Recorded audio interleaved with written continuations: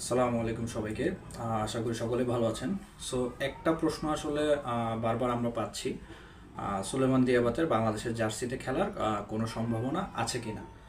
আমরা অবশ্য এই বিষয়ে অসংখ্যবার কথা বলেছি এর আগে, যে সুলেমান দিয়াবাতের বাংলাদেশের হয়ে খেলার ক্ষেত্রে ক্রাইটেরিয়াটা কি হতে পারে। সো ফার্স্ট অফ অল, এটা আসলে জাস্ট একটা লজিকেই শেষ হয়ে যায়।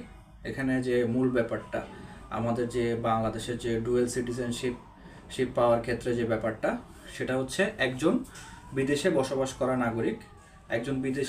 করা নাগরিককে যদি বাংলাদেশের পাসপোর্ট পেতে হয় কিংবা বাংলাদেশের জার্সিতে খেলতে হয়, তাকে প্রথম ক্ষেত্রে হচ্ছে বাংলাদেশের প্রিমিয়ার লিগে 5 বছর খেলতে হবে, যেটা ইতিমধ্যেই সুলেমান দিয়াবাতে পূরণ করেছেন।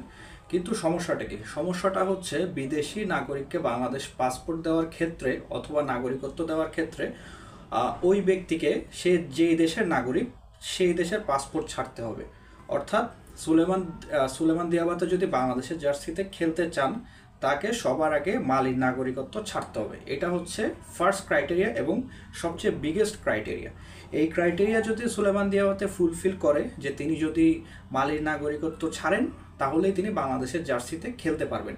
এরপরে আসলে সব রকম প্রসিডিওর আসবে। আদারওয়াইজ এর বাইরে আসলে আমরা কোনোভাবেই সুলেমান দিয়াবাতেকে পাওয়া সম্ভব না, যদি তিনি মালির নাগরিকত্ব না ছাড়েন। এলিটা কিংসলের ক্ষেত্রেও ব্যাপারটা সেম ছিল। এলিটা কিংসলে নাইজেরিয়ান পাসপোর্ট ছেড়ে তিনি বাংলাদেশি নাগরিকত্ব গ্রহণ করেছিল। সো এটাই হচ্ছে আসলে সুলেমান দিয়াবাতের সবশেষ আপডেট বলেন কিংবা একদম বিগেস্ট ক্রাইটেরিয়া বলেন। সো সবাইকে ধন্যবাদ, আশা করছি আমাদের সাথেই থাকবেন।